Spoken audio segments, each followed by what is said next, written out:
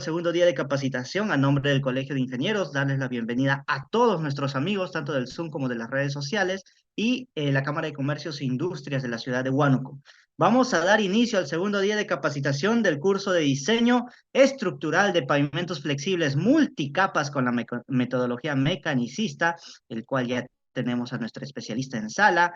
Él es el doctor en Ingeniería Civil, José Julián Rivera, de la Universidad Tecnológica Nacional, con maestría en Transportes y Logística de la UTN y catedrático en Ingeniería Vial, Tránsito, Diseño Estructural de Pavimentos y Tecnología de los Materiales Viales. Actualmente es director del LEMAC, Centro de Investigaciones Viales de la Universidad Tecnológica Nacional. Correcto, dejo de compartir mi pantalla. Ingeniero Julián, ¿me confirma si usted puede compartir pantalla, por favor, y puede reactivar su micrófono?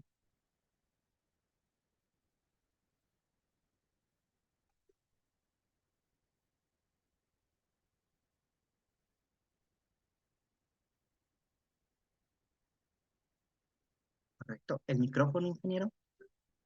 Perfecto. Un segundito.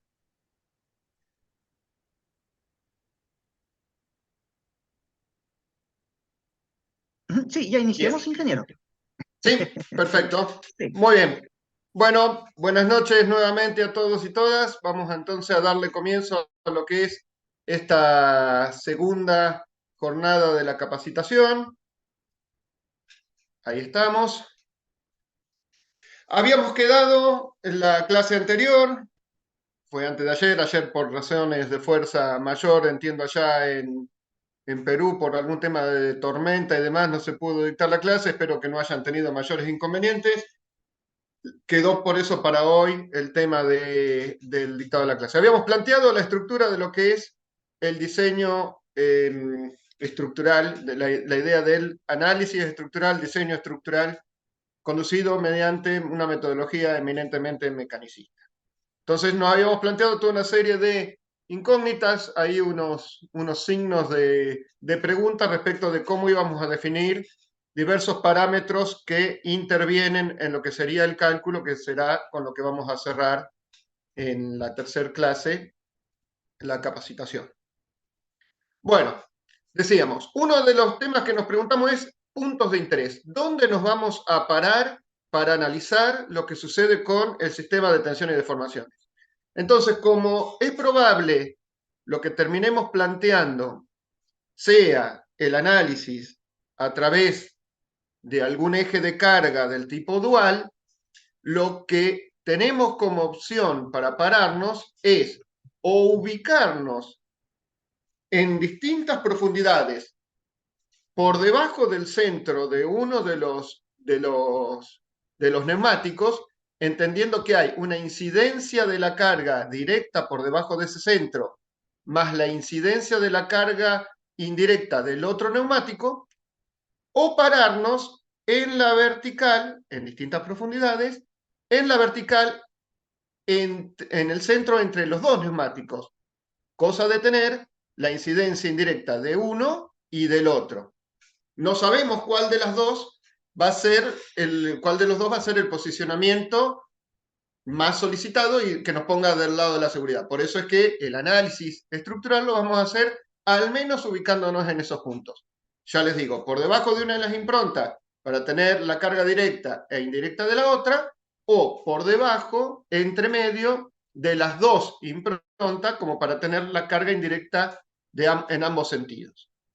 Y luego nos vamos a preguntar entonces, ¿y a qué profundidad? Bueno, la profundidad a la cual nos vamos a ir ubicando para analizar el estado de tensión de formación tendrá que ver con el criterio que vamos a tratar de poner en juego. Por ejemplo, si se trata de un pavimento flexible como lo que vamos a analizar nosotros, y el criterio que queremos poner en juego tiene que ver con la fisuración a fatiga de la mezcla asfáltica, como esa fisuración va a empezar desde la fibra inferior hacia la fibra superior de la capa asfáltica, el punto donde nos ubicaremos es lo que vemos aquí señalado. Si en cambio el pavimento fuera del tipo semirrígido, para poner un ejemplo nomás, el punto de fatiga a tracción que vamos a tener va a ser el conjunto de la capa asfáltica más la capa cementada, que funciona de base y que le da la condición de semirrígido de acuerdo a lo que vimos, a los conceptos que vimos en la primera clase. Entonces, el punto en donde nos tenemos que ubicar será por debajo de esa base cementada. Si, por ejemplo, lo que quiero analizar es de manera vertical el ahuellamiento para la rotura de una subrasante granular, lo que me tendré que ubicar es por encima, en la fibra superior de la subrasante. Entonces, entre ambas cuestiones, en dónde me ubico respecto de los neumáticos y en dónde me ubico respecto de la profundidad en función del paquete estructural, tendrán las combinaciones de ubicaciones que vamos a ensayar en el diseño estructural que vamos a analizar en la tercera clase. Lo otro que me preguntaba es, bueno, ¿y qué analizo entonces? ¿Qué analizo en cada parte? Bueno, lo más probable es que terminemos analizando son deformaciones específicas, debido a que las tensiones admisibles en el rango de los paquetes estructurales que vamos a trabajar no van a estar en juego. No es que va a romper el pavimento por vencer una tensión máxima admisible por una carga estática. Eso podría suceder en un pavimento de vías de bajo volumen de tránsito. Pero como vimos que no vamos a abordar eso, vamos a tratar pavimento flexible multicapa, en donde posiblemente no utilicemos, que no sea utilizado en la vía de bajo volumen de tránsito, lo que queda decir es que lo que vamos a analizar son deformaciones específicas. En horizontal o en vertical, dependiendo del criterio de falla involucrado. Esos criterios de fallas tendrán que analizarse, tendrán que establecerse según las condiciones imperantes que yo suponga que son las que van a dominar mi diseño, que era algo que nos preguntaba un compañero al final de la clase anterior. Bueno, ¿y qué uso? Bueno, según las condiciones que yo como ingeniero entiendo van a ser imperantes, pero además, que era la respuesta que yo le daba, además, aquellas condiciones de las cuales tengo modelos de falla empíricos como para poder comparar, porque puedo darme cuenta que hay un criterio que va a ser el de falla determinante, pero si no tengo un modelo confiable como para hacer el análisis, entonces posiblemente no esté conduciendo el diseño del mejor modo. Entonces tendré que combinar entre criterio en función del deterioro dominante y de los modelos disponibles.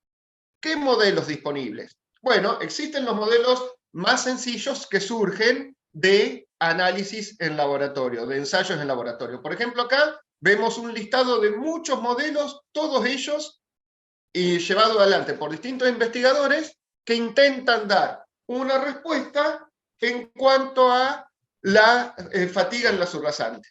¿Está bien? Entonces va a tener que ver con la tensión, con la deformación específica vertical que se dé sobre la fibra subrasante. Esto me permitirá establecer la cantidad de ejes equivalentes máxima que resistirá ese paquete estructural. Como vemos, hay distintos criterios, tantos casi, o distintos modelos, tantos casi como los hay de autores, pero que tienen todos medianamente la forma de lo que habíamos visto en la pantallita inicial del diseño estructural.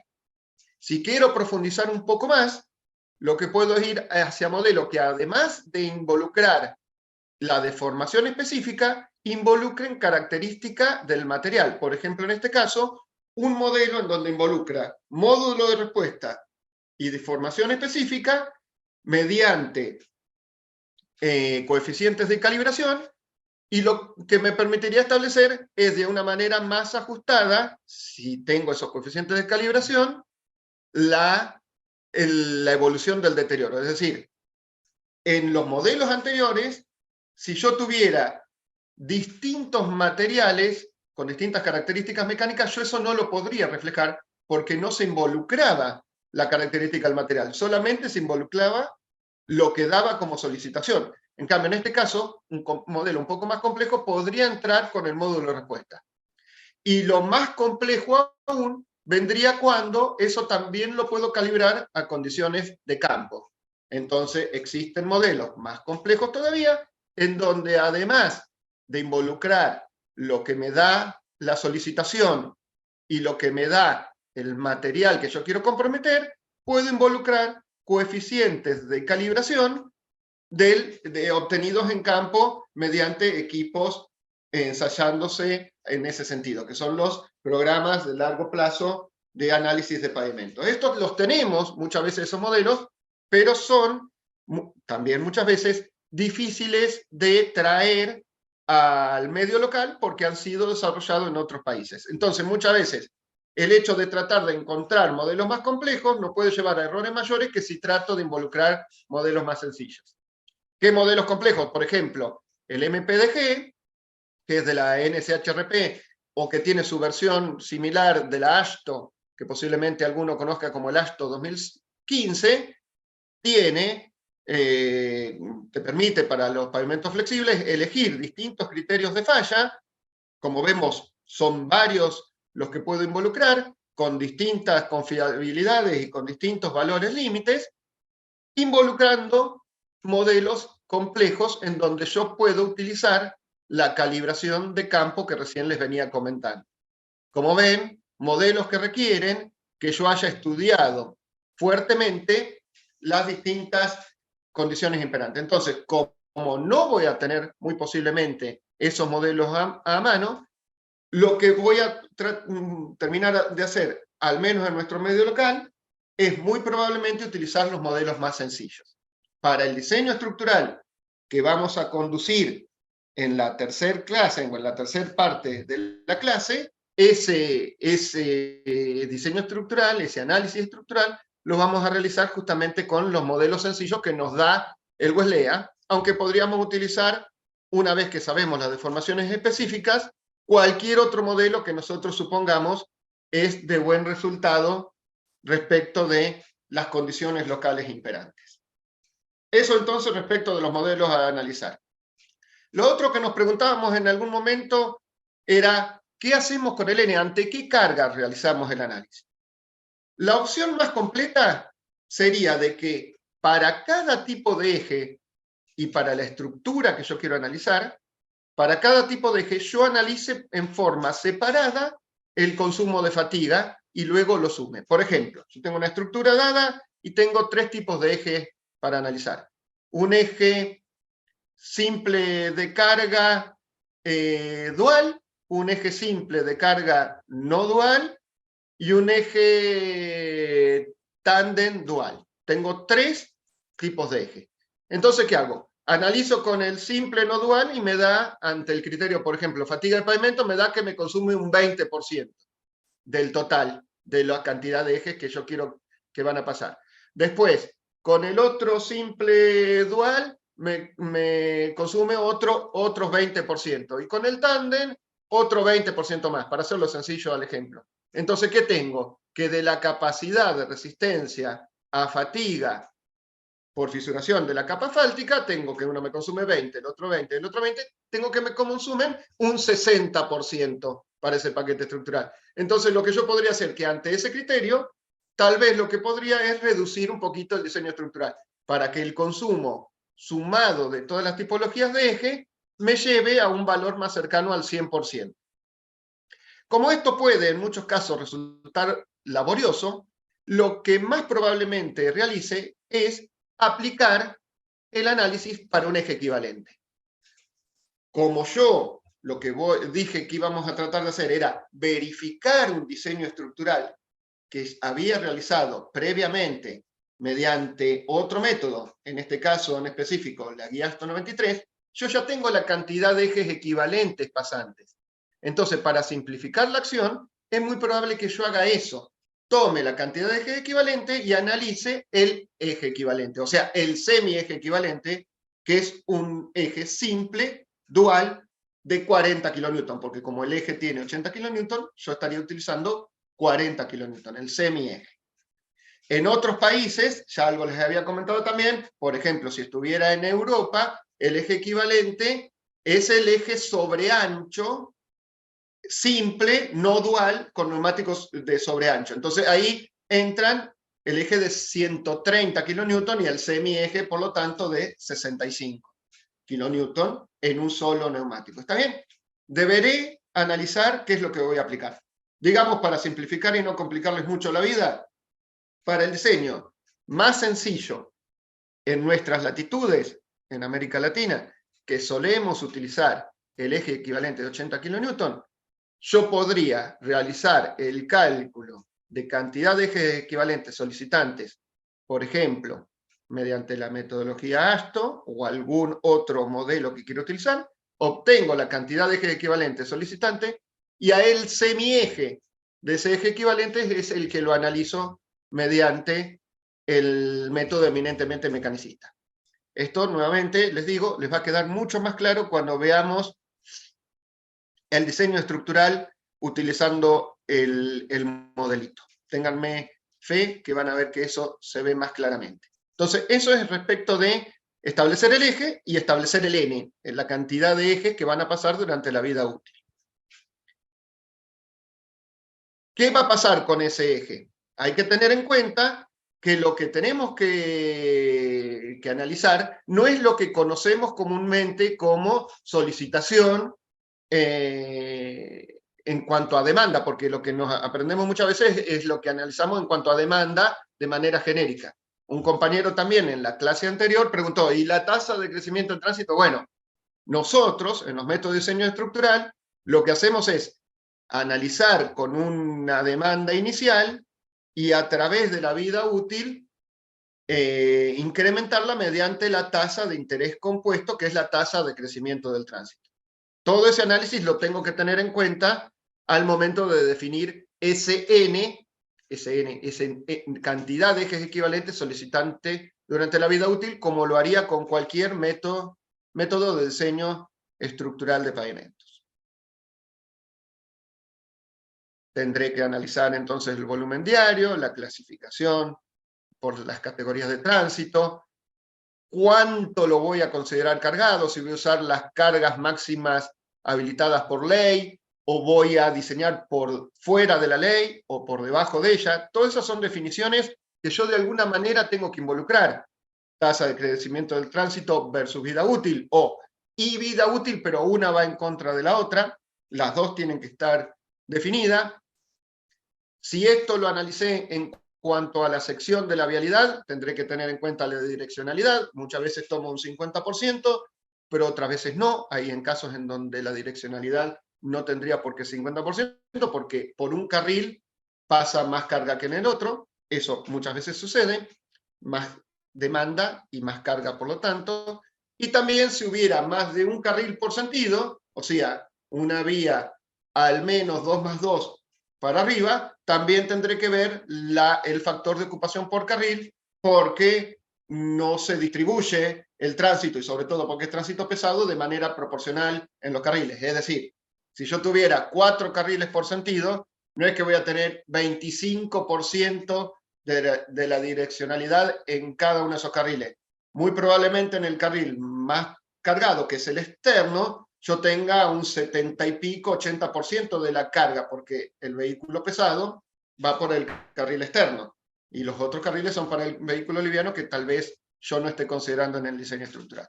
Como ven ustedes, toda una serie de parámetros que dan como para generar una capacitación en particular para esta temática, pero que yo doy por entendido al hecho de poder llegar a esa cantidad de ejes equivalentes solicitantes que van durante la vida útil, que es lo que va a conducir el diseño, el análisis estructural que voy a llevar adelante. En algunos casos, como va a ser en lo que analicemos con el diseño estructural mediante el método eminentemente mecanicista,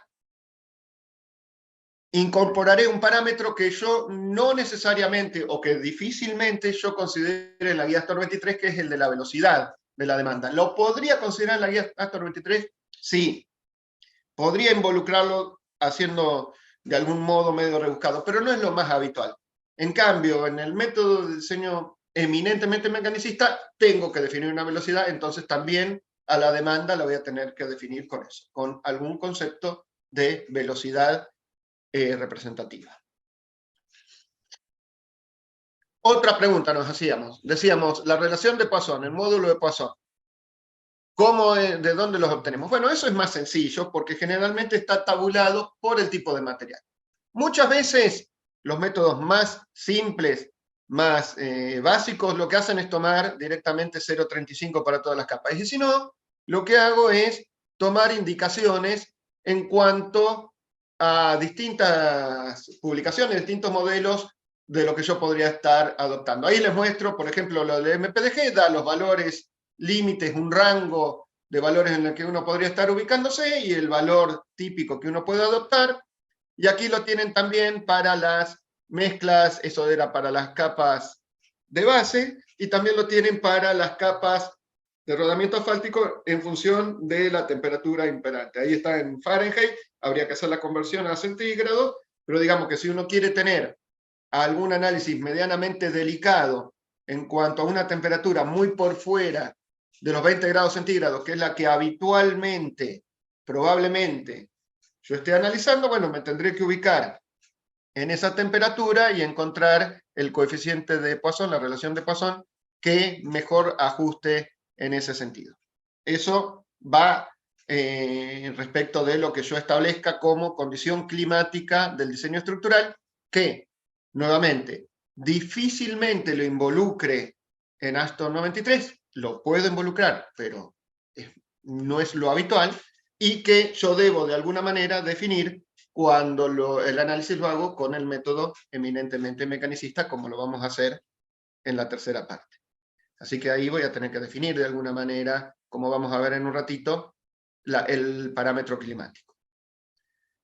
Ahí tenemos algunas recomendadas por el INVIAS de Colombia, como para que vean que hay distintas publicaciones de donde yo puedo tomarme como para establecer de manera más ajustada esa relación de Poisson. Solamente a nivel de referencia, cada uno tendrá la referencia que considere de mayor confiabilidad.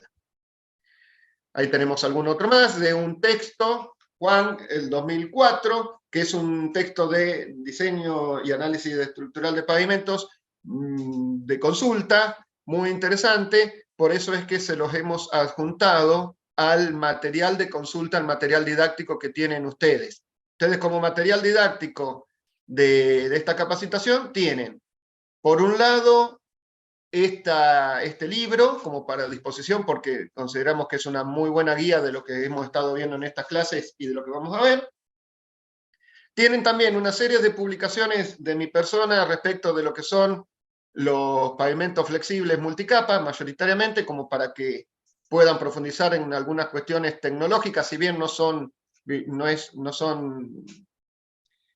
artículos de mucha profundidad, sino que más bien es para el que se inicia en esto, tener algunos conceptos que le puedan ser de utilidad, y tienen los modelos, el software para la aplicación de los modelos que vamos a analizar. Por las dudas que eso no les hubiera quedado claro, creo que no le había comentado al respecto sobre esa cuestión. Bien, respecto de la interfase, lo último que nos quedaba por definir era si estaba adherida o no, y ahí ven, por ejemplo, lo que comúnmente uno hace es establecer 1 o 0 en función de cómo trabajen. Lo más probable es que tratemos, y sobre todo cuando estamos en pavimento de obra nueva, es que tratemos que esas superficies trabajen adheridas. Entonces, que consideremos 1, es decir, que las superficies entre sí están adheridas. ¿Por qué digo cuando es obra nueva? Porque no hay un problema de alguna fisura refleja que pueda tener. Si yo, por ejemplo, estoy haciendo algo sobre una capa cementada que está muy fuertemente fisurada y quiero hacer su rehabilitación, es probable que la separe, coloque algún polietileno o algo por el estilo, si es que se aguanta la temperatura o algún geosintético, y luego coloque la capa por encima no adherida, entonces ahí tendría 0. ¿Para qué? Para no heredar directamente la fisura refleja en la capa de refuerzo que estoy utilizando. Pero como es un pavimento nuevo, muy posiblemente tomemos todas las capas como adheridas. Es decir, hay que definirlo en estos modelos entre sí o no la adherencia entre las capas.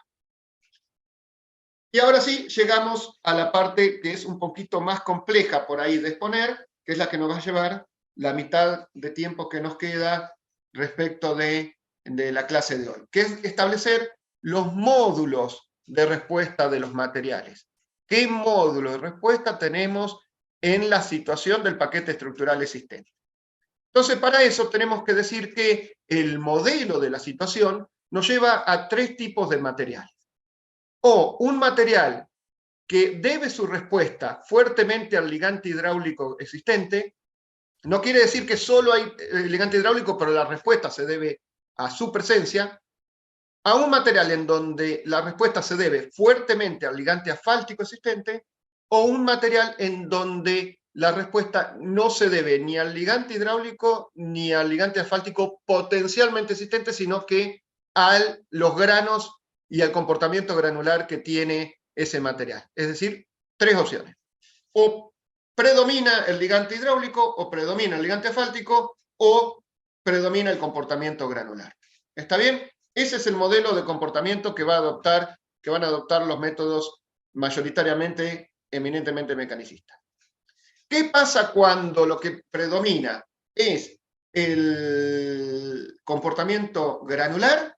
Entonces, el módulo de respuesta tendrá que ver con qué tan confinados están esos granos y qué tan fuerte sea la carga que le llega. Y para poder entender de eso, existe el concepto de la ecuación constitutiva. Si en cambio lo que predomina el comportamiento es el ligante asfáltico, ese módulo de respuesta tendrá que ver con la temperatura imperante, porque el ligante asfáltico es viscoelástico y tiene distintos comportamientos a distintas temperaturas, y tendrá que ver con la velocidad con la que se aplica la carga, es decir, la velocidad del tránsito, porque a distintas velocidades y a misma temperatura, una mezcla asfáltica responde estructuralmente de distinto modo. Y ese concepto será al cual me va a dar respuesta lo que conocemos como el concepto de la curva maestra. Y finalmente, si lo que tengo es el comportamiento liderado por el ligante hidráulico, lo que más fuertemente va a preponderar es la independencia de la variable exógena, y posiblemente esto lo pueda yo definir mediante un módulo constante. Entonces, vamos a ver estos tres elementos empezando desde la ecuación constitutiva. Perdón. Tenemos, la guía 93 hablaba ya involucra el concepto del módulo resiliente, es un módulo para los materiales granulares, del tipo conducido mediante un triaxial dinámico, que puede ser neumático o hidráulico. El que vemos en imágenes es el triaxial neumático, que actúa justamente con esas cargas dinámicas hasta una proporción en donde está en lo que podríamos denominar, no es el rango elástico, pero podríamos denominar, si el material lo fuera, una proporción medianamente elástica. No es elástico porque son granos, entonces no hay un módulo elástico. Entonces, ¿qué sucede? Cuando se genera el pulso de carga, se genera una histéresis de carga. Toma carga, deforma y vuelve a cero de carga, pero no vuelve a cero de deformación. ¿Por qué? Porque queda en el ciclo una pequeña deformación específica plástica. Hay una que es resiliente, que se recupera, y otra que no. La relación entre la tensión que generé, que es el tensor desviador, el sigma D, y el épsilon resiliente, la deformación específica resiliente en ese ciclo, será lo que se denomina el módulo resiliente. Ahora, ¿qué pasa? El módulo resiliente, cuando yo lo analizo en este material que es granular, va a ir modificándose con los ciclos hasta que tengo el acomodamiento de las partículas. Desaparecen las deformaciones plásticas y solamente me van a quedar las deformaciones resilientes. Entonces, eso sucede cuando yo genero una cierta cantidad de ciclos, por ejemplo, al menos 1000 ciclos. Cuando genero eso, ya empiezo a tener un módulo resiliente para un estado de confinamiento y un estado de carga solicitante, que es el tensor desviador. Para una probeta que tiene una humedad y una densidad, que es la que yo considero que son las que representan de algún modo lo que voy a tener en el paquete estructural, tanto sea para subrasante como para capas no ligadas constructivas, como por ejemplo subbases, bases y demás. Tengo el concepto de módulo resiliente. Entonces, ¿qué es lo que hace la ASTO T307, que es la que reemplaza a lo que consideraba la guía ASTO 93, lo que hace es establecer tablas para distintos materiales granulares, si son de subrasante, de base o de subbase, y si son finos o gruesos, tengo tablas en donde me da condiciones de tensor, desviador y confinamiento para ensayo. Entonces yo ensayo 15 secuencias con la misma probeta, 15 secuencias cíclicas con la metodología. Esto, para el que hace el ensayo, es apretar un botoncito y se hace el ensayo, y por lo tanto el ensayo de modo resiliente me da como resultado 15 módulos para esos estados de confinamiento y tensor desviador. Por eso es que muchas veces uno se tiene que cruzar con personas que hablan del módulo resiliente y que piden el ensayo de módulo resiliente, y en realidad no saben muy bien qué es lo que están pidiendo, porque lo que van a obtener como resultado son 15 módulos resilientes. Bueno, la pregunta es, ¿qué hago con eso? Eso es justamente lo que estamos tratando de darle respuesta. Entonces, si hago el ensayo de módulo resiliente completo como debe ser, lo que obtendría son 15 módulos para 15 sigma 3 y 15 sigma D. Son 3 parámetros. Entonces, ¿qué pasa? Yo puedo a esos 15 puntos ubicarlos en el espacio. Yo tengo módulo resiliente por un lado, confinamiento, sigma 3 por el otro, y tensor desviador, sigma D por el otro. Yo puedo ubicar cada uno de los puntitos del ensayo que realicé recién. Por lo tanto, obtengo con los 15 puntitos una expresión discreta en el espacio de la respuesta del suelo en cuanto a sus características modulares. Si yo uno los puntos de esa respuesta discreta, obtengo una respuesta continua.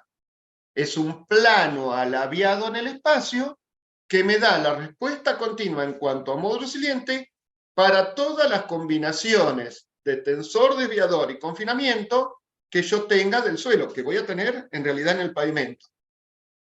Como existe un plano alaviado en el espacio, ese plano puede tener una función que lo represente. Y esa función que lo representa es lo que conozco como la ecuación constitutiva. Yo hago el ensayo, utilizo una forma de ecuación constitutiva como la que estoy viendo aquí, que es la que utiliza el MPDG, y lo que tengo que hacer es, después de haber hecho el ensayo, encontrar la constante de calibración. Si yo hice el ensayo, yo eso lo puedo analizar directamente, por ejemplo, mediante una hojita de cálculo de Excel, mediante regresión matemática con las transformadas necesarias, de forma tal que cuando yo analizo un suelo dado, uno que hice el ejemplo, obtengo el K1 y K2, K3, que es la calibración de ese suelo, de los resultados de modo resiliente de ese suelo, para el modelo de ecuación constitutiva, por ejemplo, del MPDG. Yo sé que esto puede ser un tanto complicado y no es el propósito fundamental de esta capacitación, pero digamos que yo haciendo esto podría tener una función de la ecuación constitutiva que me permitiría predecir ante combinaciones de sigma 3 y sigma D módulos resilientes que, si los comparo, por ejemplo, con lo ensayado, dado que tengo un coeficiente de determinación ajustado muy bueno de 0,95, me daría residuos, es decir, diferencia muy bajita en megapascales respecto de lo que medí en laboratorio respecto de lo que yo tendría con el modelo. Pero después ese modelo lo puedo aplicar de manera ilimitada para cualquier sistema de pavimento que yo quiera analizar. ¿Cómo? Bueno, el MPDG me dice, yo te lo voy a analizar por vos, me metés K1, K2 y K3 acá y yo te lo calculo. Pero claro, por ejemplo, que les decía, el MPDG es de la NCHRP, que es lo mismo o similar a lo que es el ASTO 2015. Pero tiene el ASTO 2015 un valor de licencia de $7.000 anuales. Yo no los tengo para gastar en esto. Entonces, uno muchas veces lo que tiene que hacer es tratar de analizarlo de una manera manual.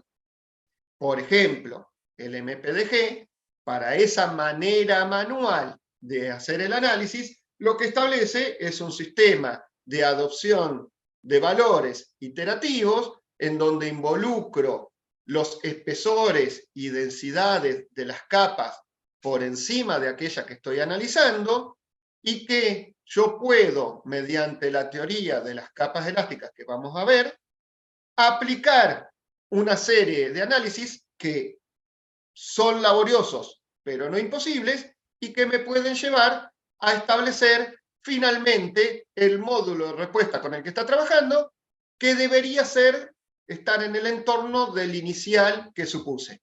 Si no es así, el que supuse lo reemplazo por el que me dio por cálculo y vuelvo a trabajar en una nueva iteración hasta que, de manera iterativa, llego a los módulos de respuestas en cuanto a módulo siguiente en cada una de las capas. ¿De qué otra manera lo podría hacer? Por ejemplo, el BACVID, que es un programa de uso libre que ustedes pueden buscar en la página web del IMAE, de la Universidad Nacional de Rosario. Ahí lo pueden descargar, es un Excel bastante sencillo. Y yo lo que he hecho aquí es, adoptando una capa fáltica, por ejemplo, le he dado esto que es coeficiente A, B y C, son lo mismo que los K1, K2 y K3 del MPDG. Son coeficientes de calibración de los suelos. Yo eso se carga de una manera, esto lo estoy explicando muy rápidamente porque no es el propósito del curso, pero digamos que con este método y cargando las ecuaciones constitutivas y adoptando una mezcla fáltica, yo genero la simulación de una deflexión y me termina dando los módulos de respuesta que yo tendría en las capas, e incluso en una capa en distintos espesores, para poder considerar en el diseño estructural. Es lo que tengo aquí. 186, o sea, créanme, es así. Si yo hubiera cargado ecuaciones constitutivas habituales de los suelos, yo tendría, por ejemplo, que me da 186, 68 y 51 megapascales de respuesta, la base, la subbase y la subrasante. ¿Por qué? Porque lo cargué a partir de las ecuaciones constitutivas. Todo esto, un tema como para una capacitación aparte completa, pero que digamos que de alguna manera me permitiría hacer uso de la ecuación. No vamos a utilizar esto para resolver el problema sencillo, porque lo vamos a hacer como una verificación. Entonces vamos a adoptar las respuestas modulares que ya supusimos para el cálculo. Como es una verificación, estimo y adopto la misma respuesta que usé en el cálculo mediante la guía. Cuando debo analizar entonces los materiales con ligante asfáltico, en donde el comportamiento se debe primordialmente a la presencia del ligante asfáltico, utilizaré el concepto de la curva maestra. ¿Qué pasa con la curva maestra? Bueno, ahí tengo bastante para discutir también. La curva maestra la obtengo a través de el ensayo de módulo dinámico. Puede haber un par de opciones de ensayo de módulo dinámico, puede haber más. Acá hay que discutir si siempre lo que estoy estableciendo es lo mismo. Dependiendo del tipo de ensayo y de la normativa que utilice, es probable que tenga módulos un poquito diferentes. Ahí hay mucho por decir, pero supongamos que eso estuviera resuelto. Yo lo que tengo es la posibilidad de, a distintas frecuencias de ensayo, que tienen que ver con la velocidad de la demanda, de una manera que ya vamos a ver ahora, y a distintas temperaturas, que tienen que ver con la temperatura que tendría la mezcla fáltica preponderantemente, que es la que yo voy a utilizar para el análisis, obtener distintos módulos de respuesta. O sea, yo tendría combinaciones de distintas frecuencias de ensayos y de distintas temperaturas de ensayos, obteniendo diferentes módulos dinámicos en esos estudios. Entonces lo que yo tengo es una nube de puntos de resultados. Tengo una nube de puntos de módulos respecto de las distintas frecuencias para una misma temperatura o para una misma frecuencia a distintas temperaturas. Por lo tanto, yo de alguna manera tengo que poder llevarlo a algo comprensible. Una nube de puntos es difícil de utilizar en el método de cálculo. Y ese es el concepto de la curva maestra. ¿Qué hace la curva maestra? A esa nube de puntos que yo tengo, por ejemplo, a distintas frecuencias, para una misma mezcla, los módulos serían lo que yo tengo en el eje de las Y las X serían la frecuencia, yo lo que voy a hacer es corregirlas a esas mediciones para alinearlas.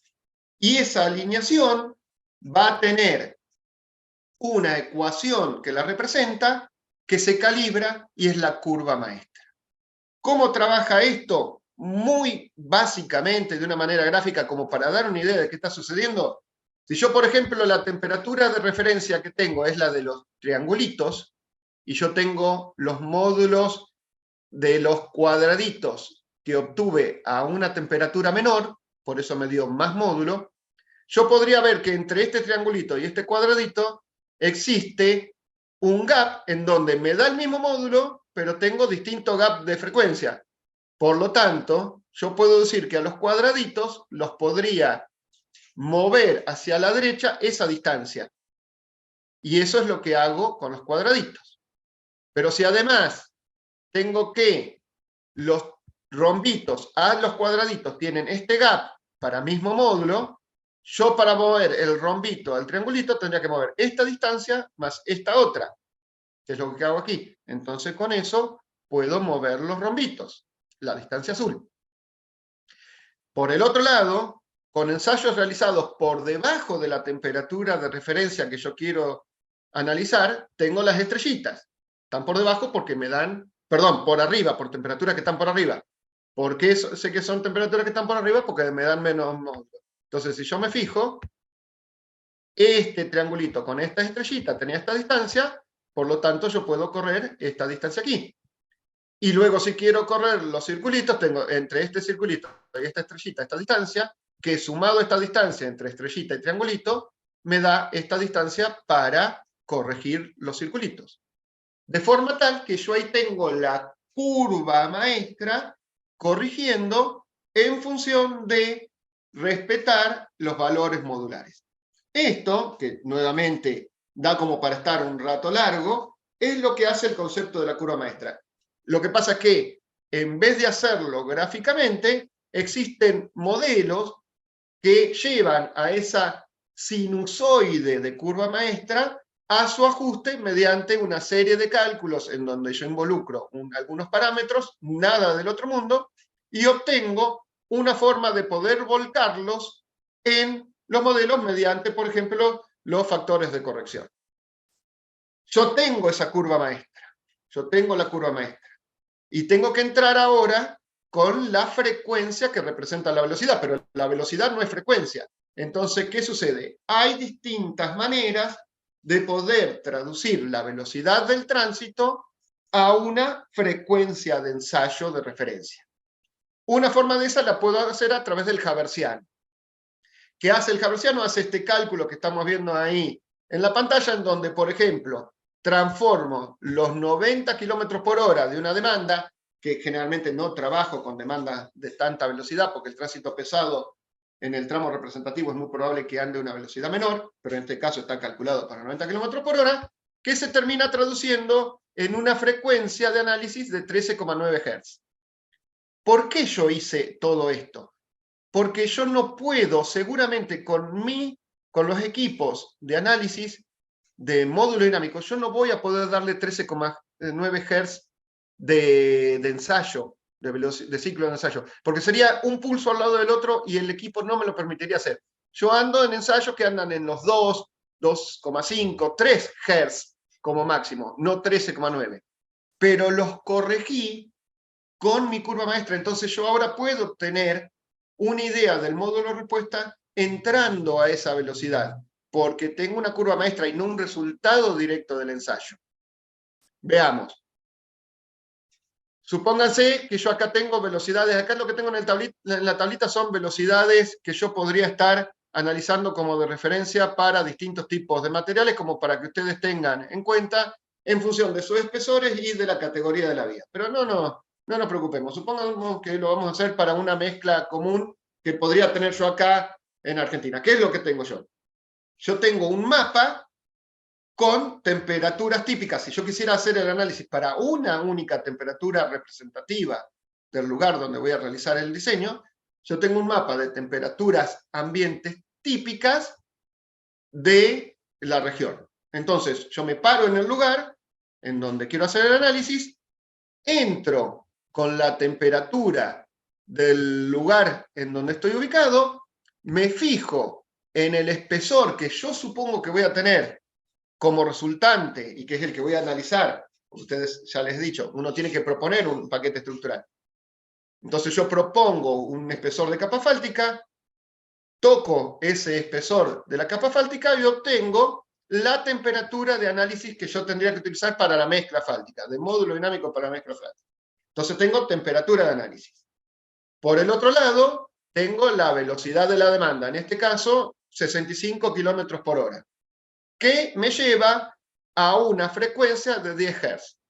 Entonces, entrando yo ahora con la temperatura que me haya dado de la mezcla que tengo que tomar en valor y la frecuencia, esto lo que tengo es la curva maestra para distintas frecuencias, que sea la que domina, en este caso la de Hz, que es la que yo vengo con rojo, lo que podría tener yo acá, en el eje de la Y, es el módulo dinámico de respuesta de la mezcla fáltica, para el lugar que yo estoy analizando. También podría ser el análisis para distintas temperaturas representativas en los distintos meses del año. Bueno, eso tendrá que ver con qué tan complejo yo quiero hacer el estudio. Si quisiera hacerlo con una única temperatura, con esto sería suficiente. Nuevamente, esto da para toda otra clase de estudio más profundo de este concepto. Pero digamos que ahí tienen ustedes las formas mediante las cuales yo podría obtener desde la curva maestra el tránsito de diseño y la temperatura de referencia, el módulo dinámico de la mezcla fáltica a considerar en el diseño estructural.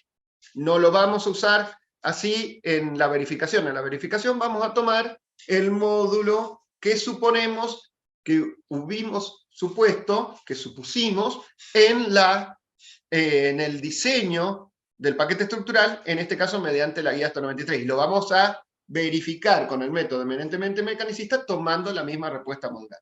Pero podríamos haber hecho todo este análisis también. Aquí le muestro, por ejemplo, en el backbeat, yo ahí le estoy dando una temperatura de 27 grados centígrados, una frecuencia de 10 Hz, vuelco el paquete, tengo los resultados de la mezcla fáltica, ensayada, y me da finalmente el módulo de respuesta que yo tendría dinámico de la mezcla fáltica. En este caso, 2950 megapascales. ¿Está bien? Nuevamente, esto no les estoy explicando mucho, pero es como para mostrarles con 2 o 3 pantallitas de que existen, perdón, software en donde ese análisis que recién estaba haciendo de forma manual, software de uso libre, ¿no? Que ese análisis que yo estaba haciendo en forma manual, lo podría simplificar volcando los datos necesarios, pero claro, hay que entender cómo es que este software funciona y ese no es el propósito de esta capacitación. Solamente darles los conceptos básicos de dónde es que salen estos resultados. Podría obtener el módulo dinámico rápidamente teniendo los resultados del ensayo a módulo dinámico de todas las combinaciones de temperatura y frecuencia que haya podido ensayar y la curva maestra correspondiente. Y para finalizar lo que queríamos ver en esta primera clase, lo he tratado de hacer más rápido, así podemos darle después tiempo a las consultas y a lo que va a ser la parte de utilización del modelo. Está lo que sucede con los materiales en donde el ligante hidráulico es el imperante. Ahí decimos que hay una cierta independencia de la variable exógena, pero ¿qué pasa? Hay una dependencia de lo que el material intrínsecamente lleva. Y eso tiene que ver con esto que vemos aquí. Los materiales que tienen fuerte presencia de ligante hidráulico, lo que va a suceder es que va a, en cuestión de días, aumentar fuertemente su resistencia, su respuesta modular, luego va a ir incrementándose a lo largo de algunos meses, todavía un poco más, cuando se terminan de producir los productos de hidratación del cemento, pero va a llegar un momento en donde con la operación, en los años siguientes, va a empezar a fisurarse la capa y va a empezar a bajar, por lo tanto, por esa fisuración, el módulo de respuesta, hasta que llega a un grado de fisuración tal, de microfisuración, posiblemente, que es el que se supone no va a evolucionar mucho más. Va a evolucionar, pero muy poquito, que es lo que vemos de aquí hacia la derecha. El grado de fisuración evoluciona muy poquito y baja muy poco el módulo de respuesta. Entonces la gran pregunta que nos hacemos es, bueno, pero ¿y cuál es el que tomo, cuál es el módulo de referencia que yo tomo para el diseño estructural, sabiendo que por cuestiones intrínsecas del material va teniendo distintos módulos a lo largo del tiempo? Entonces lo que yo haría es tomaría algo representativo que tiene que ver para toda la vida útil. ¿Está bien? Sería lo que yo tendría a lo largo del tiempo y me pondría del lado de la seguridad. Ahora la pregunta es, ¿cómo puedo yo deducir el valor que voy a tener luego de varios años para un diseño estructural? Por ejemplo, mediante el laboratorio. Entonces lo tengo aquí, en un resultado de módulo que yo tendría a los pocos días.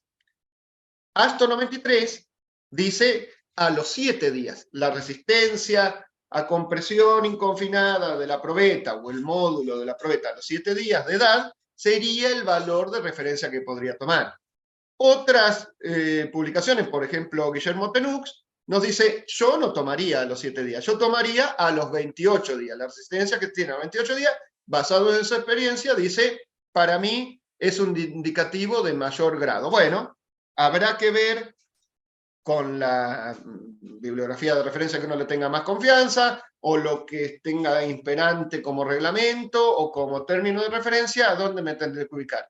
Pero digamos que básicamente lo que voy a tener que hacer es establecer un módulo que represente a la capa a lo largo de la vida útil para poder llevar adelante el análisis.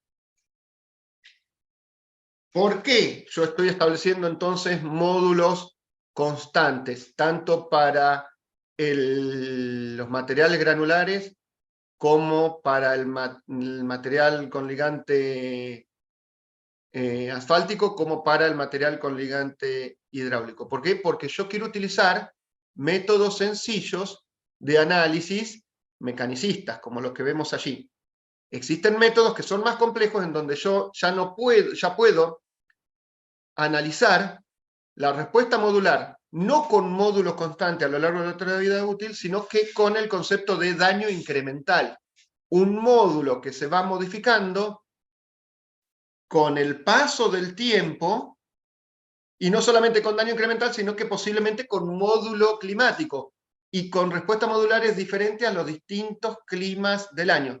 Pero eso es muy complejo de llevarlo adelante con estos métodos. Por eso es algo que vamos a dejarlo de lado. Vamos a hacer un análisis sencillo. El concepto de módulo climático y de daño incremental lo vamos a dejar de lado y vamos a llevarlo adelante mediante una temperatura típica representativa, un nivel de carga típico representativo. Tampoco vamos a involucrar el espectro de carga, que era una pregunta que hacía también un compañero el otro día. Bueno, el espectro de carga es la distribución probabilística de cargas de cada tipología de eje, de carga para cada categoría de vehículo. Eso es muy complejo de involucrar en estos métodos. Entonces, eso lo vamos a dejar de lado. Vamos a usar una única carga representativa, con una única temperatura representativa, con módulos de respuesta de los materiales representativos a lo largo de toda la vida útil. Eso debería llegar yo, independientemente de los modelos que utilice de análisis de capas elásticas superpuestas, a resultados medianamente similares. En cuanto a el sistema de tensión y deformación. Después, la vida útil tiene que ver con el modelo de deterioro que yo le ponga, pero el estado de tensión y deformación debería ser similar con estos modelos. Yo voy a tomar uno de esos, que es el Weslea, y que es justamente lo que vamos a analizar cómo se aplica en la tercera clase que vamos a empezar dentro de unos minutitos. Nuevamente, ahí están los contactos para aquellos que nos dejen ahora y que nos sigan, que no estén en el Zoom y que nos sigan con la clase. Y de todos modos, a través de Gisan sería la idea de que tengan la vinculación. Esto es solamente, no tanto para organizar capacitaciones, sino como para que puedan ver dónde hay publicaciones de uno y donde podamos estar contactados por las redes.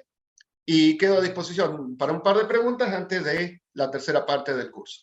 Muchas gracias. Correcto. Estimados amigos, recordarles que, bueno, antes de ya que vayan formulando sus preguntas, tanto los amigos del Zoom, pueden levantar la mano, por favor, para que puedan realizar la pregunta.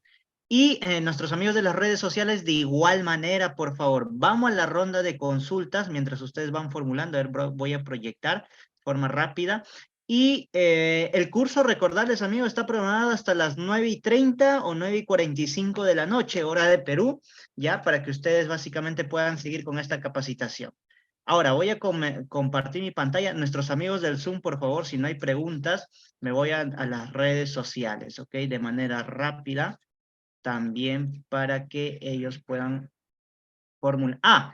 Nuestros amigos del Facebook nos menciona, oye, me está saliendo borroso la transmisión. Recordarles que esto va a depender de la calidad de internet que ustedes tengan. ¿Cómo pueden alzar la transmisión? Simplemente se van en la parte inferior derecha, hacen clic, está bien, y alzan la calidad del video. Ponen en la calidad más alta, que es 720. Esperan unos minutos y de forma automática se va a actualizar. Similar es con el drive de los materiales, ¿ok? El drive de los materiales también funciona de la misma manera, porque muchos dicen está muy borroso la grabación o está muy borroso la transmisión. ¿Ya? ¿Ves? Entonces aquí ya se está alzando la calidad. Y amigos, es de esa manera en el cual ustedes puedan participar. Vamos con la ronda de consultas ahí del ingeniero Joao Enríquez. No, bueno, es consulta para la institución, pero en breve los vamos a resolver. Consultas con respecto al curso, por favor. Todo relacionado. ¿No hay consultas? Ingeniero Julián, en estas 2 horas pendientes que nos quedan, ¿qué estaríamos abordando, por favor, a manera de resumen? Vamos a hacer el diseño estructural, primero con un software muy sencillo de uso libre mediante la guía ASTO 93, de un ejemplo de una vía de nivel de demanda media, intermedia, que es lo que hemos estado planteando en estas clases, y luego ese diseño estructural, ese análisis estructural, lo vamos a verificar mediante la metodología eminentemente mecanicista con el software Weslea. Podríamos utilizar cualquier otro, pero usamos ese que también es de uso libre, como para que podamos ver cómo se aplica. Es un ejemplo elegido a propósito para que vean que nos puede dar resultados muy distintos. No deberían ser necesariamente distintos entre los dos métodos, pero sí nos va a dar muy distinto, un ejemplo utilizado a propósito para que vean que tal vez utilizando solo la guía ASTO 93 no tenemos el grado de confiabilidad que suponemos que estamos adoptando. Correcto, ingeniero Julián. Ahí aparece una consulta del ingeniero Ernesto Culquitón del Facebook. ¿Cuáles son los elementos estructural para mayor vida útil? Bueno, si interpreto bien la pregunta, el elemento estructural principal para la vida útil es adecuada mezcla asfáltica. La capa de rodamiento asfáltica es la que va a dar fuertemente resultados en cuanto a vida útil, pero además un diseño estructural acorde en cuanto a relaciones modulares de allí para abajo hasta la subrasante. Muchas veces eso no se cumple, y si tengo solo la capa de rodamiento de buena calidad y no lo que tengo por debajo, entonces estoy condenado a no tener una buena vida útil. Entonces, la respuesta completa sería adecuado diseño estructural, pero digamos que lo que muchas veces manda fuertemente es la capa asfáltica en estos pavimentos flexibles multicapas, ¿verdad? Correcto, ingeniero Julián, muchísimas gracias. No veo mucha interacción con los amigos del Zoom. A ver, me supongo que se están guardando para las 2 horas pendientes. Bien, no hay más preguntas tampoco por parte de nuestros amigos de las redes sociales. Los amigos del Zoom pueden levantar la manito para poder realizar su consulta respectiva, por favor. Correcto, ahí ya van apareciendo. Voy a dar la mano a Enzo Gasola. A ver, ¿puede activar su micrófono, ingeniero? Hola, ¿qué tal? Buenas noches. Yo quería hacer una consulta. Hoy el ingeniero estaba explicando cuándo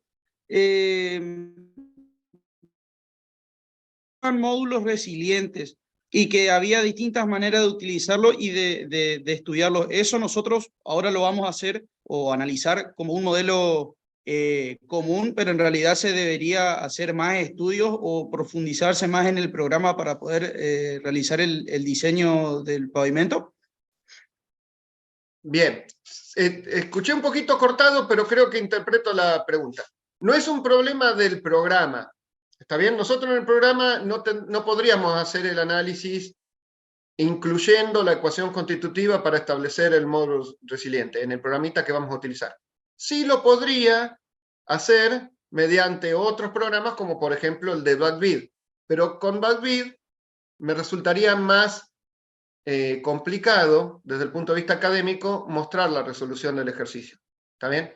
Entonces ahí estamos en un tema. Y nuevamente, en 4 horas no podemos dar todo lo que el diseño estructural de pavimento implica. Suerte que podemos dar lo que vamos a dar, ¿está bien?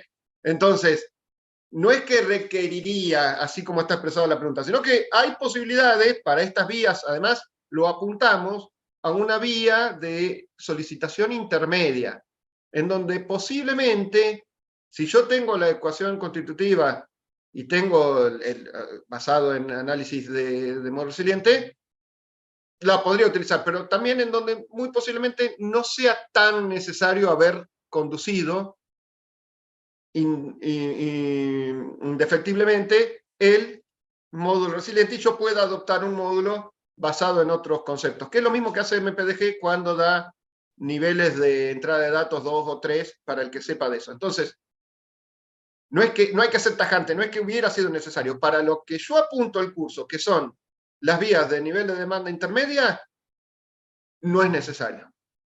Si lo tengo, mejor. Al módulo resiliente, quiero decir, ¿no? No sé si doy respuesta al compañero.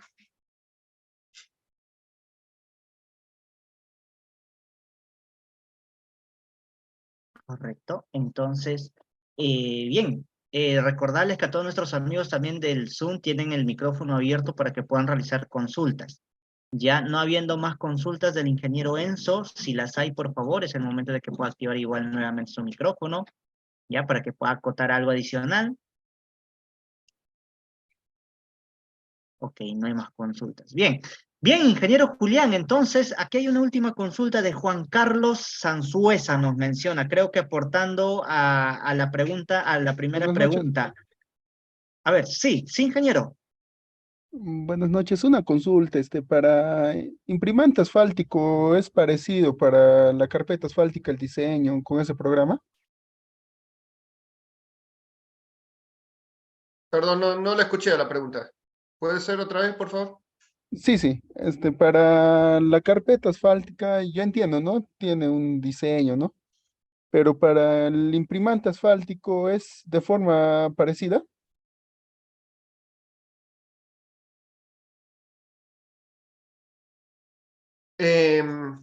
Bueno, a ver si comprendo. El imprimante, estamos hablando de los riesgos de liga, me imagino, la pregunta debe venir por ese lado. Y entiendo que lo que me estás consultando es si hay algún concepto para aplicar en cuanto al riesgo de liga. Bueno, no los vamos a involucrar en este curso, pero hay toda una cuestión en cuanto a qué se les debe pedir a un riesgo de liga para establecer su dotación óptima, que tiene que ver con el esfuerzo al corte que debería resistir y que eso debería ser lo que está especificado. Espero haber interpretado bien la consulta. Sí, ingeniero, gracias. Listo, amigos. Entonces, ya siendo las 7:35 aquí en Perú, vamos a dar un receso para nuestros amigos del Zoom. Bueno, se les recomienda ya estar en línea y tener el programa, en caso crean conveniente, otro ordenador para proceder con la instalación, ¿ok? A las 7:45, ingeniero Julián, nos estaríamos nuevamente retomando. Vamos a tener ahí un pequeño break mientras doy indicaciones para nuestros amigos de las redes sociales, ¿sí? No se Perfecto. desconecten, amigos del Zoom, por favor. El enlace va a ser el mismo. No vamos a cortar la transmisión, ¿ok? Bien, entonces,